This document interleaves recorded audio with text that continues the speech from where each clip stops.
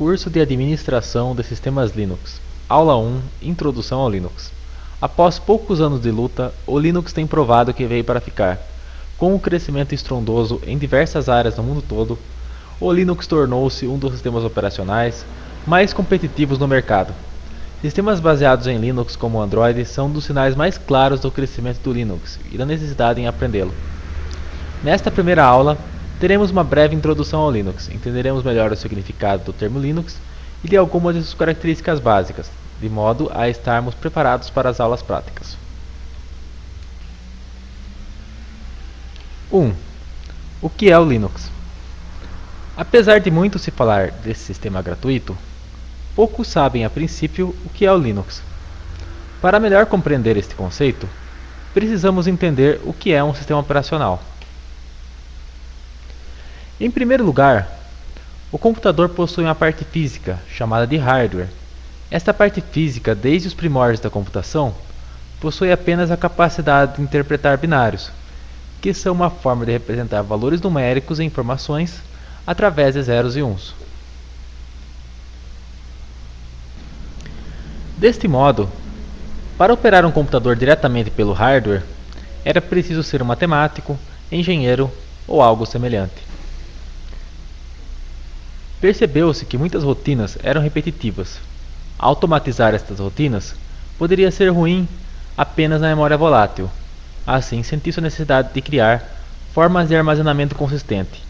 Nestas formas de armazenamento consistentes, como por exemplo os cartões perfurados, começaram a ser armazenadas algumas rotinas, que foram as formas mais primitivas de software.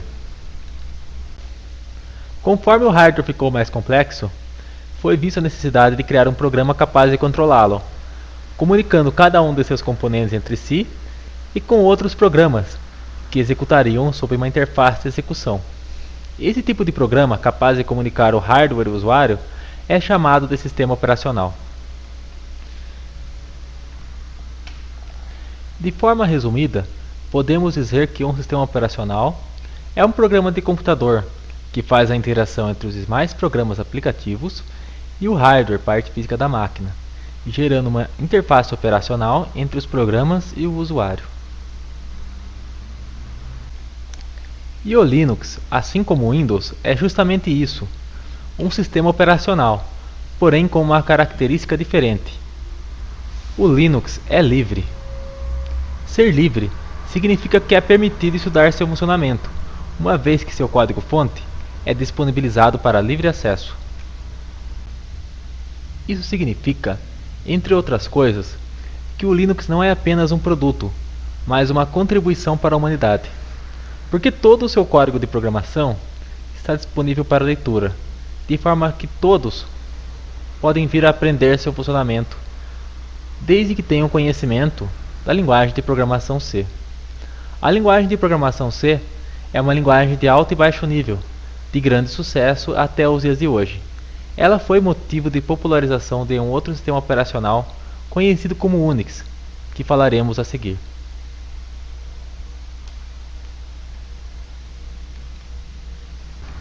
Altamente portável, o Linux pode rodar em diversos tipos de dispositivos, desde celulares a computadores de grande porte, obtendo, graças à sua flexibilidade, grande aceitação nos dias de hoje. Portabilidade tornou-se marca registrada do Linux, apesar de não ter sido criado originalmente com esse aspecto. Por ter código aberto, ele pode ser modificado e compilado nos mais diversos tipos de computador. A portabilidade do Linux foi tão interessante que ele hoje é usado nos 10 supercomputadores mais rápidos do mundo e é a base do sistema operacional Android da Google. Linux pode executar nos mais diferentes tipos de arquitetura, como PowerPC, x86, Spark e muitas outras que poderiam consumir todo o tempo desse vídeo para serem explicadas. Agora que você já aprendeu o que é Linux, vamos aprender a história dele? O núcleo Linux foi originalmente escrito por Linus Torvalds, do Departamento de Ciência da Computação da Universidade de Helsinki, Finlândia, com a ajuda de vários programadores voluntários através da Usenet, uma espécie de sistema de listas de discussão existente desde os primórdios da internet. Linus criou o Linux em 1961. Nascido em 1969, ele iniciou seus estudos da informática aos 11 anos. Seu avô, Leo Valdemar Torvalds, comprou um dos primeiros computadores Commodore em 1980 e pediu ajuda para usá-lo. Linus ficou tão interessado que passou um verão inteiro estudando-o.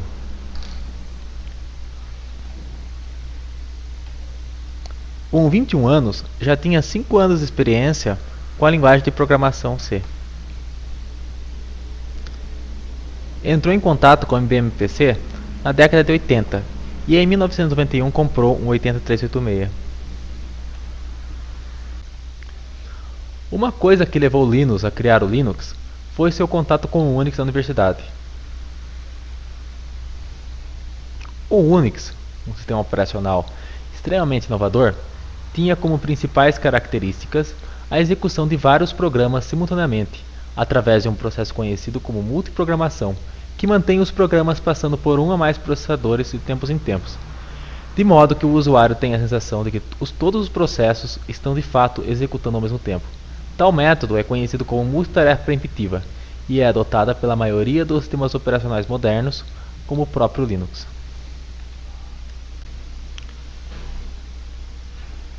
Outra característica do Unix era o suporte a múltiplos usuários, o controle de permissões e o protocolo de rede TCP/IP, que hoje é o dominante graças ao crescimento da internet.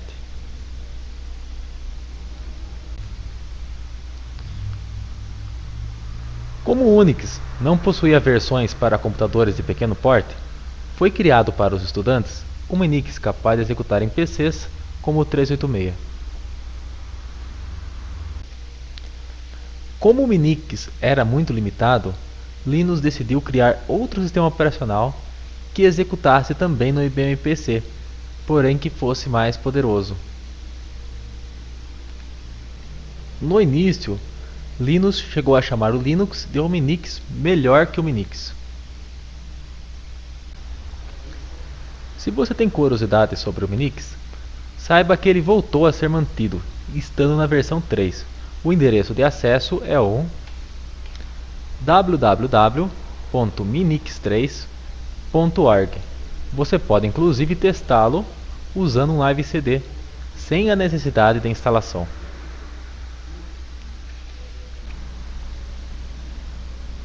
O kernel do Linux, assim como o Minix, foi então desenvolvido para ser similar ao Unix, mas executar em processadores x86, isto é claro, inicialmente.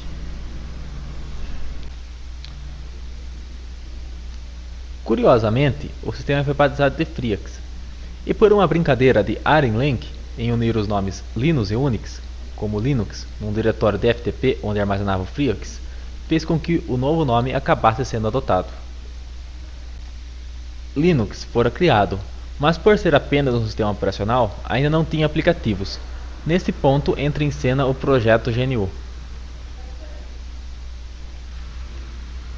O projeto GNU queria desenvolver um sistema operacional semelhante ao Unix, porém livres.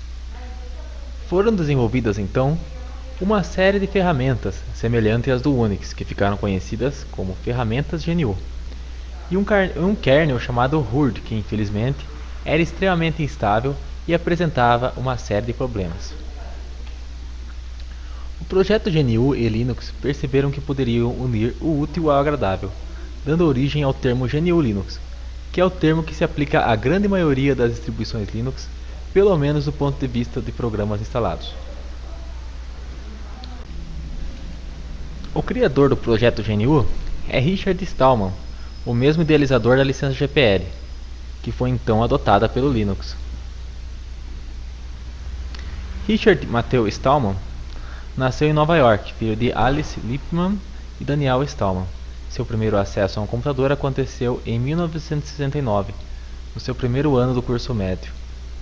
Em 1985, Stallman publicou o Manifesto GNU, que delineou sua motivação para criar um sistema livre chamado GNU, que seria compatível com Unix. Logo após, incorporou a fundação livre FSF, Fundação do Software Livre. Em termos gerais, A licença GPL, que é adotada pelo Linux, garante 4 liberdades. 1. A liberdade de executar o programa para qualquer propósito. Esta é a liberdade número 0. 2. A liberdade de estudar como o programa funciona e adaptá-lo para as suas necessidades. Essa é a liberdade número 1. O acesso ao código-fonte é um pré-requisito para esta liberdade. A liberdade de redistribuir cópias de modo que você possa ajudar o seu próximo. Liberdade número 2. A liberdade de aperfeiçoar o programa e liberar os seus aperfeiçoamentos, de modo que toda a comunidade se beneficie deles. Liberdade número 3, sendo também o acesso ao código-fonte um pré-requisito para esta liberdade. Uma vez que o Linux era apenas um kernel, era preciso instalar um carregador de boot, apontando para um kernel num disco que deveria ser formatado em formato adequado, e unindo isso à necessidade de compilar esse kernel. E qualquer programa que fosse ser instalado como um simples shell tornava a instalação do Linux um projeto para desenvolvedores. Surge então a ideia de um projeto conhecido como MCC inteiro em Linux, que foi a primeira distribuição Linux. Como o Linux era livre, era permitido redistribuí-lo com algumas modificações ou personalizações, bem como distribuí-lo pré-compilado. Tal projeto facilitou a instalação do Linux. MCC inteiro em Linux era basicamente um Linux pronto para usar. Depois do MCC inteiro em Linux, surgiram muitas distribuições Linux. Vamos agora falar de algumas das principais, como o Debian, o Red Hat, o Slackware, o OpenSUSE e o Ubuntu. Debian GNU Linux 1.3.1. O Debian GNU Linux é uma das distribuições Linux mais influentes. É considerado uma das mais estáveis distribuições do mercado, sendo uma distribuição livre, pode ser baixada gratuitamente.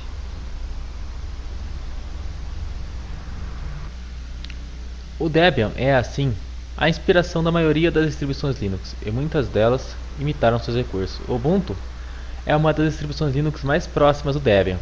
Apesar de possuir repositórios diferentes, possui uma árvore de diretórios quase idêntica à do Debian. O Debian tem como lema ser um sistema operacional universal.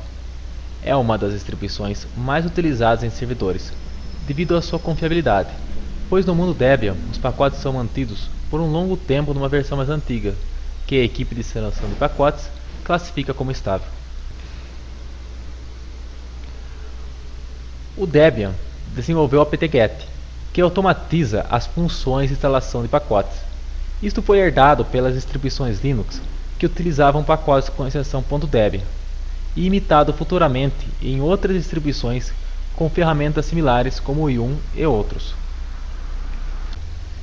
O apt-get é provavelmente a principal contribuição do Debian para o crescimento do Linux, e é uma peça-chave importantíssima nesse sucesso, porque sem o apt-get ou as ferramentas que foram baseadas nele, instalar um pacote numa distribuição poderia se tornar uma tarefa muito exaustiva, que muitas vezes afastava os usuários das distribuições anteriores à sua era.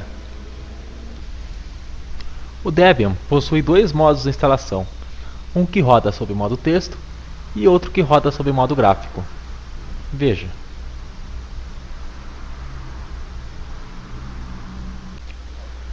O Slackware é a mais antiga distribuição de grande influência que sobreviveu. Foi criada por Patrick Volkerding e teve sua primeira versão lançada em outubro de 1993. Foi feita para ser parecida com o Unix, sendo assim agradável a usuários avançados que estavam migrando do Unix para o Linux. Por este mesmo motivo, Slackware, assim como Debian, passou a ser uma distribuição muito usada em servidores devido à sua flexibilidade. O sistema começa em modo texto, permitindo que o usuário acrescente os elementos que precisa. Modo texto é um modo em que o usuário interage com o computador através de comandos de texto. Vejamos um pouco da instalação do Slackware. Ela apresenta-se em modo texto e é voltada a usuários avançados. Distribuição Linux Red Hat. O Red Hat é uma das mais tradicionais distribuições Linux de caráter comercial. Assim como o Debian, dela foram derivadas muitas distribuições Linux, como a distribuição brasileira Conectiva, que foi comprada pela Mandrake, dando origem ao Mandriva, uma distribuição francesa, também inicialmente baseada no Red Hat.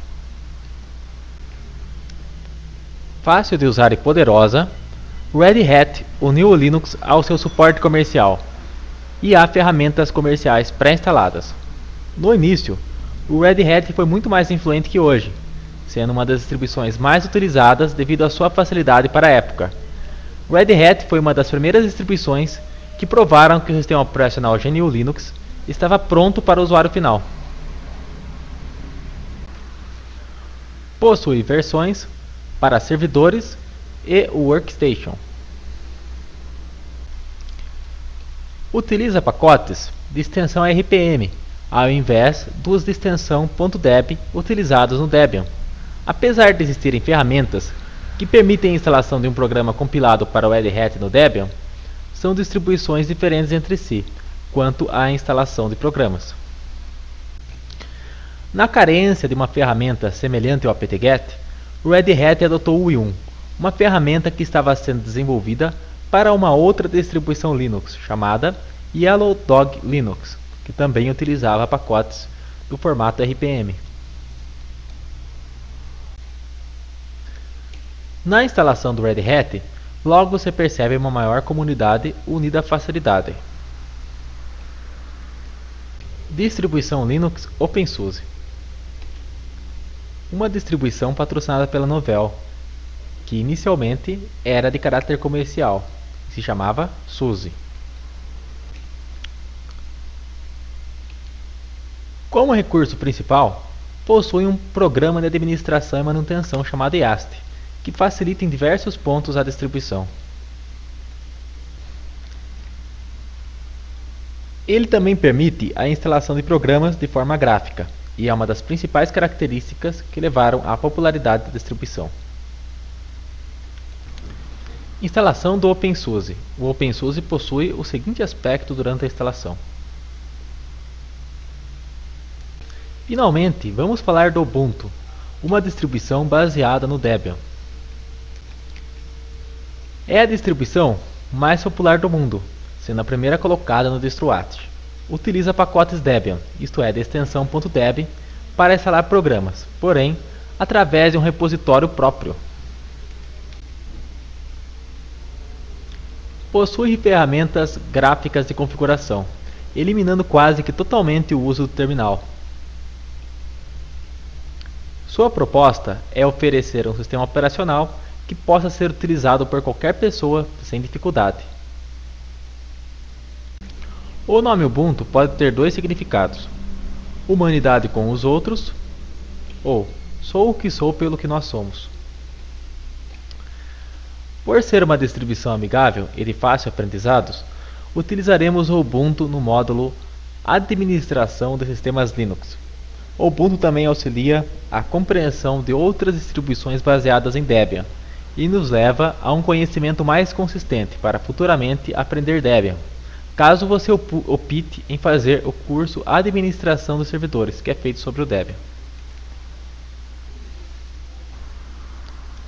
A instalação da distribuição Linux Ubuntu é extremamente fácil, oferecendo opções de fácil compreensão e permitindo inclusive manter o Windows instalado. Vamos aprender agora alguns conceitos básicos. Kernel. Kernel é um conceito que não deve ser ignorado se estamos aprendendo Linux. Traduzido, quer dizer cerne ou núcleo.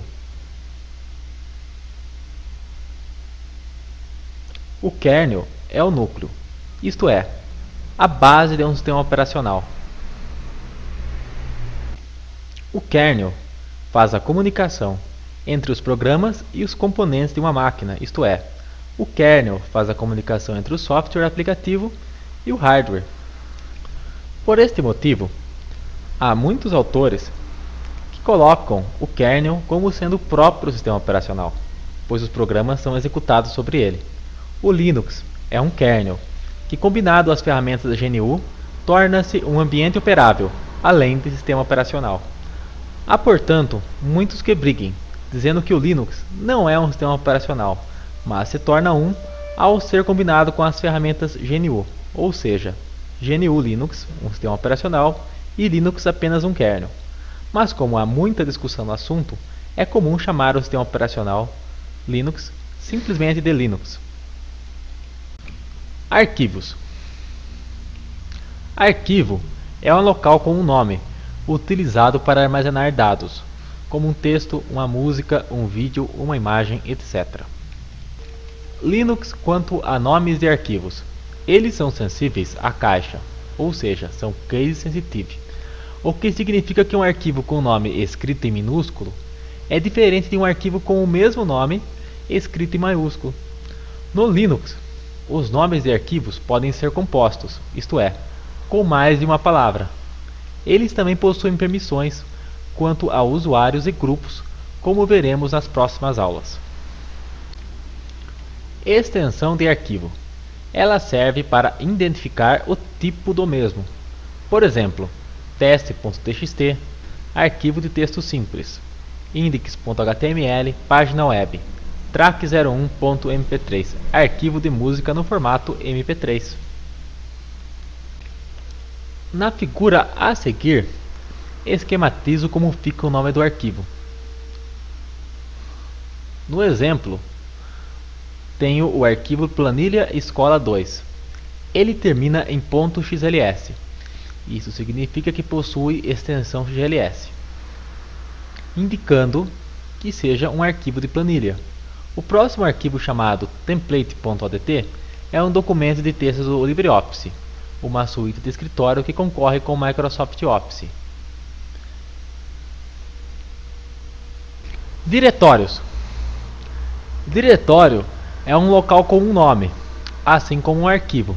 Porém, ao invés de armazenar dados, ele armazena arquivos ou outros diretórios, chamados subdiretórios.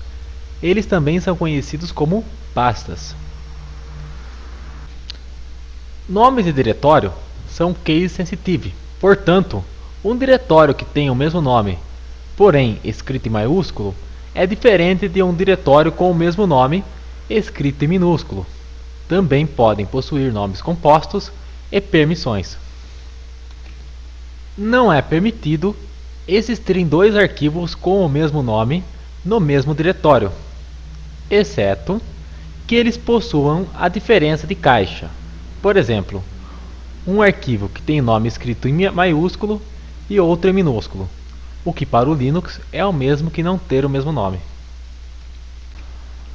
Como você pode ver, os diretórios são representados pelos ambientes gráficos, incluindo do Windows, como se fossem pastas, uma forma mais simples de se compreender o conceito. Agora que você já sabe o que são arquivos e diretórios, um conceito importante a estudar é o da árvore de diretórios. Estudar a árvore de diretórios de um sistema operacional facilita em sua compreensão e manutenção no futuro. A árvore de diretórios raiz de uma distribuição Linux que seja baseada em Debian apresenta-se deste modo. Na figura, a exibição da árvore de diretórios do Ubuntu, uma distribuição baseada em Debian, utilizada para o curso de administração dos sistemas Linux. Diretório /bin. O diretório /bin contém arquivos executáveis de comandos essenciais do Linux. Arquivos executáveis são arquivos principais de um programa, permitindo sua execução, e normalmente podem ser chamados pelo seu nome na linha de comando. Observe o programa gzip que coloquei em destaque. Ele é um compactador de arquivos, usado pelo programa de empacotamento tar. Entre outros que podemos citar nesta listagem, é o programa comando cat, que permite exibir o conteúdo de um arquivo, e também o programa ls. que é no Linux utilizado como um comando que lista os arquivos em um diretório. O diretório /sbin é como um irmão para o diretório bin, pois também contém executáveis, porém de comandos administrativos básicos do Linux.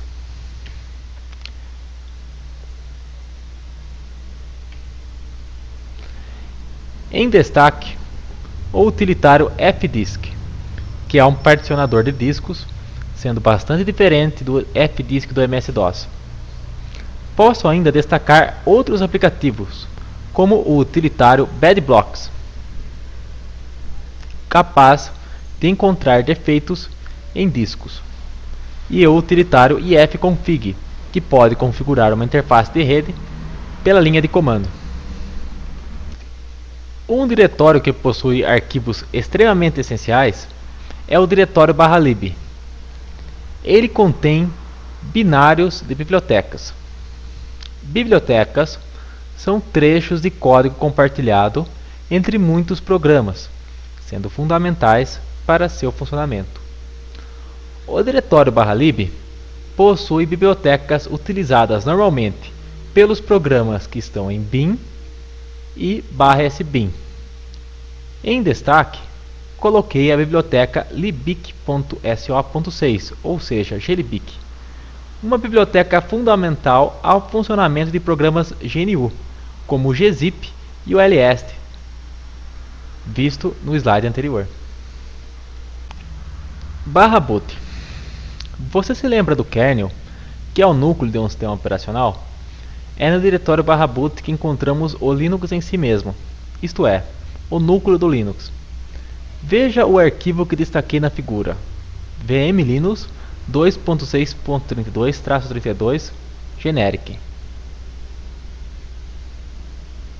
Este é o binário do Linux, e o número que o acompanha, sua versão. Outros arquivos importantes desse diretório são provavelmente os initrds, que são arquivos que contêm um handdisk inicial, que auxilia na inicialização do Linux.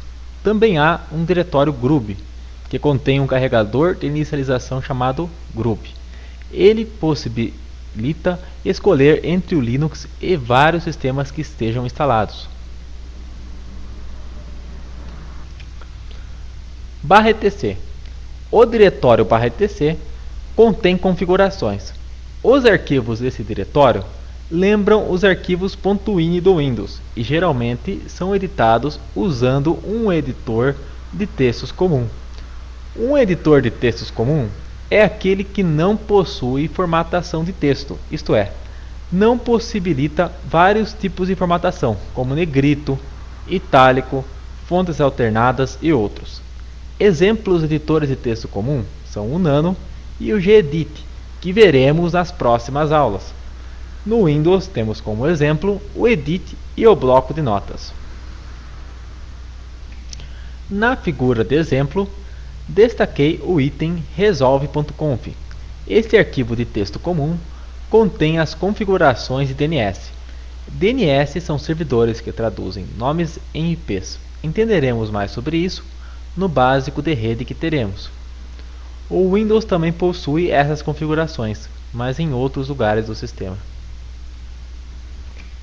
Diretório Home. Parecido com o Documents and Settings do Windows, o diretório Home contém as pastas e configurações pessoais dos usuários. O diretório pessoal de cada usuário recebe o nome do usuário como mostra a figura. E quando estes usuários estão logados, normalmente só podem gravar em sua própria pasta pessoal. Na figura destaca a pasta pessoal de um usuário chamado Cibele. Diretório var. Ele guarda arquivos variáveis, como logs, que são relatórios do sistema e dos programas, cache e spool de impressão, isto é, fila de impressão dos programas. Destaco na figura o subdiretório log, que guarda relatórios, e também mostro o diretório cache, que guarda cache de programas, e o diretório backups, que guarda backups. Diretório TMP. Ele guarda arquivos temporários, semelhantemente ao diretório Windows Temp. Eles são arquivos usados por programas em tempo de execução e normalmente tornam-se desnecessários quando esses programas são finalizados. Destaco na figura um subdiretório que está guardando arquivos temporários do programa SSH. Diretório /proc. O diretório /proc é um ponto de montagem. Veremos mais sobre pontos de montagem nas aulas. Ele é dinamicamente preenchido pelo kernel. Contém informações do computador e variáveis que podem ser mudadas em tempo de execução. No conteúdo típico do diretório proc, deixo em destaque o arquivo CPU-info, que passa informações do processador.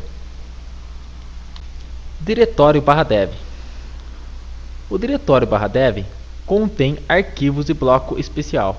Esses arquivos permitem o acesso binário a dispositivos quando visualizados ou escritos. Pode ter seu conteúdo gerado dinamicamente pelo programa UDEV. Na figura, deixo em destaque o item CD-ROM. Este arquivo de bloco especial, ao ser acessado, não mostra seu conteúdo, mas o conteúdo do CD-ROM, de forma binária. Diretório /USR.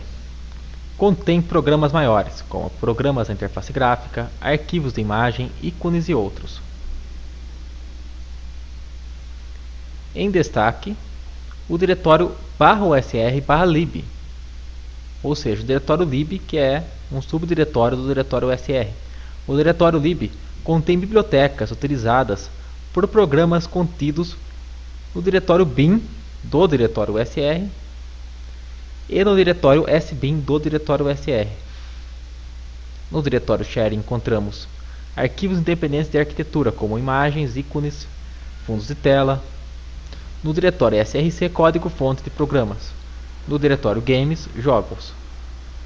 No diretório include, encontramos bibliotecas em sua forma código-fonte, ou seja, chamados headers, que são funções e procedimentos que são utilizadas por programadores e também na compilação de programas. Diretórios /mnt e /media. Eles contêm os chamados pontos de montagem. Os pontos de montagem permitem o acesso não binário a pendrives, leitores de CDs, DVDs, discos e partições. Entenderemos mais sobre os pontos de montagem em momento oportuno. Outros diretórios importantes. /sys. Semelhante ao /proc, o diretório /sys é gerado pelo kernel e era antes uma divisão de /proc, fornecendo dados e variáveis do sistema. /srv. Diretório criado para substituir /var no fornecimento de arquivos à rede para diversos serviços. Ainda hoje, é comum que serviços de rede compartilhem arquivos em /var, como por exemplo o servidor Apache 2, compartilhando uma página web por /var/www. Como exemplo de uso de /srv, podemos citar o ProFTPD, que veremos nas próximas aulas. /SELinux, camada de segurança extra SELinux. /root. No Linux, há um usuário chamado root, que tem permissões totais sobre o sistema, enquanto outros usuários possuem permissões limitadas. O usuário root não possui sua pasta pessoal dentro de /home, como os demais usuários, por uma questão de segurança. Parabéns, você terminou a primeira aula. Não se preocupe em entender tudo agora. À medida que prosseguimos nos estudos, os assuntos tratados ficarão mais claros. Aprendemos o que é Linux, tivemos um breve apanhado da sua história, além de conhecer a árvore de diretórios básica. Agora iniciaremos a prática, começando com a instalação da distribuição Linux Ubuntu. Bom estudo!